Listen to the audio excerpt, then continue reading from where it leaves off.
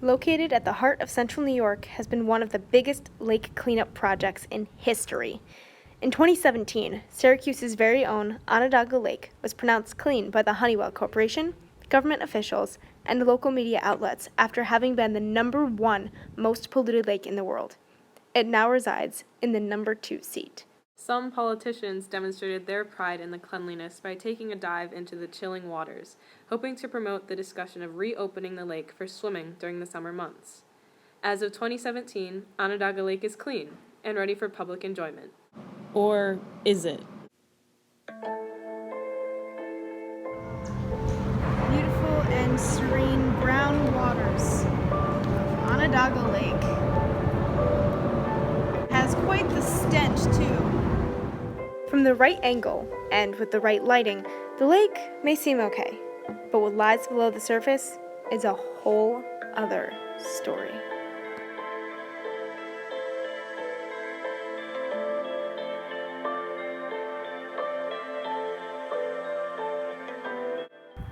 Beginning in the mid-1900s, industrial complexes such as the Allied Signal Company and the Solvay Process Company dumped toxic waste into the water and on the surrounding land, completely contaminating it. The Allied Signal Processing Company alone dumped over 165,000 pounds of mercury into the lake. It completely contaminated the surface water and the bottom. Based on this information, it should be no surprise that Honeywell, the company that merged with Allied Signal in 1999, is the corporation now responsible for the cleanup of the lake. Honeywell's 3-part cleanup lasted for 5 years, from 2012 to 2017. During this time, 2.2 million yards of contaminated sediment were removed from the site and pumped to an offshore location for isolation and long-term storage. And then 475 acres of the lake bottom were capped in order to seal in mercury and other heavy metals that had contaminated the bottom of the lake. And finally, 1.1 million native plants were planted all around the surrounding lake to try to enhance the wildlife there. At the time of its implementation, the cap was announced that it would last for 1,000 years. But within 4 years, it broke 3 times. And as a plus, of course, the break even contaminated an additional 40 acres of lake bed. What was their ingeniously high-tech cap that they used to separate the mercury at the lake bottom from the water and air above? Sand! Sand?! Not really something we'd expect either, especially from a multi-million-dollar effort. As it turns out, sand was the only readily available material that was more dense than water, yet less dense than liquid mercury, so it was used as the cap. Unfortunately, it didn't turn out to be a completely effective method. But despite any setbacks, in 2017, Honeywell and Onondaga County finally proclaimed the news that Onondaga Lake was clean. Seems a little fishy to us. From mercury and pesticides to highly carcinogenic forms of chromium, hexavalent chromium prevalent among them, soda ash, benzene, toluene, and polycyclic aromatic hydrocarbons. A mouthful, we know. It sure seems like the lake should need more than 5 years to recuperate from over 100 of pollution. Since the cleanup is quote-unquote done, we took a little voyage to see the progress for ourselves. So, we're investigating this interesting sign that says history on it, but also Loop the Lake. So Let's see what they've omitted from their history. Unfortunately for us, it seems like the county is still finding ways to try and keep us out. We're at the Honeywell Onondaga Lake Cleanup Visitor Center. it is 3:51. And they said that it was going to be open until 4:30, and it's not. Yes, it's supposed to be open 12 to 4:30 p.m. on Fridays, now through November, but there is no one here. And we drove 20 minutes to get here. Yes. So we're gonna go look around outside then, Seems and legit. see what we find. We received an email from Honeywell advertising an open house at the cleanup center, but when we arrived there, it was a ghost town covered in cobwebs. We were hoping to interview Honeywell representatives about the cleanup, but we reached a dead end. Our question comes down to this. Who else is taking the time to know about the public health and environmental crisis that's happening at Onondaga Lake? The public seems particularly uninformed. How much do you know about the lake and the cleanup process that's been going on? I don't know too much about it. Yeah, I don't know.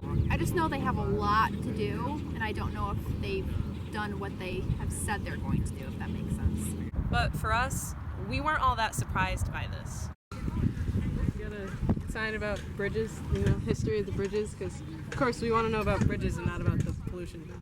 The majority of the media coverage that we're currently seeing is focused solely on the Loop the Lake Bike Trail, which is a 12-mile loop that is going all the way around. The project is a multi-million-dollar investment, and it has support from state, local, and federal levels. As of now, there are only some minor obstacles in the way of its completion. The EPA, the DEC, and a place commonly unknown as Murphy's Island. On this little landmass, located just across the parking lot from Destiny USA, are health crises just waiting to happen.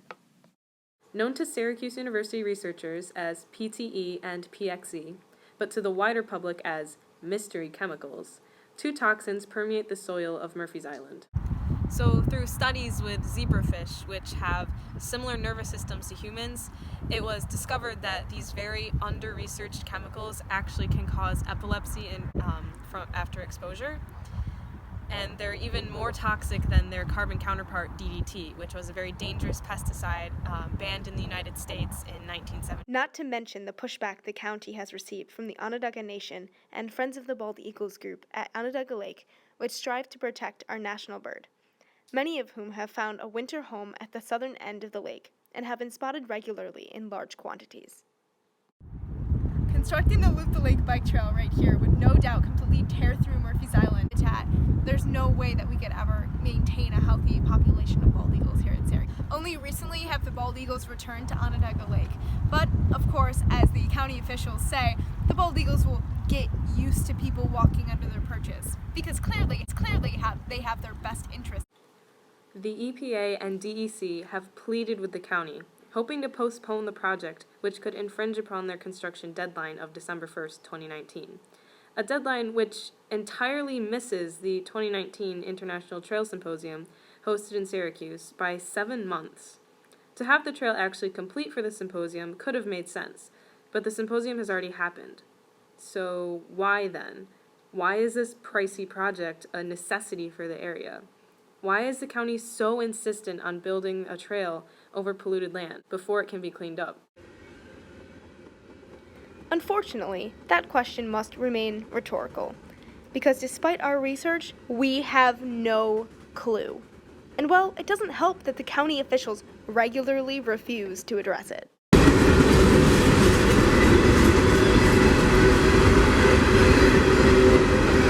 What a tranquil place to go for a nice long walk.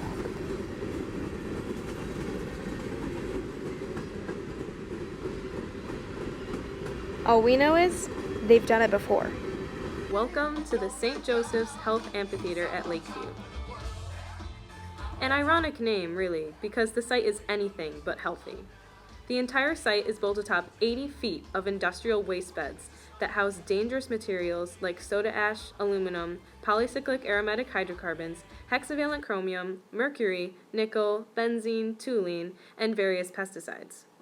Our friends at the EPA made a promising statement upon the amphitheater's opening. Potential risks and hazards Are expected to be within acceptable risk ranges and targets. Concertgoers who purchase cheap lawn tickets are most at risk for the adverse health effects caused by exposure to these hazardous chemicals. Adjacent to the amphitheater site is an open field, where many concertgoers jump the fence to escape the crowds. What they don't know is that the innocent-looking field is actually a former landfill for the local crucible company, and it's not capped like the rest of the amphitheater grounds. Even more disturbing is that there are no signs warning visitors not to cross onto the field. There's nothing between the innocent concertgoers and the toxic waste bed below. Even worse, they don't know anything about it. Did you know that the amphitheater is built on 80 feet of toxic chemicals, including soda ash, benzene, and toluene? I did not. No. I did not know that. Take a guess as to like how far below the topsoil it actually is. God. 20 feet? 30?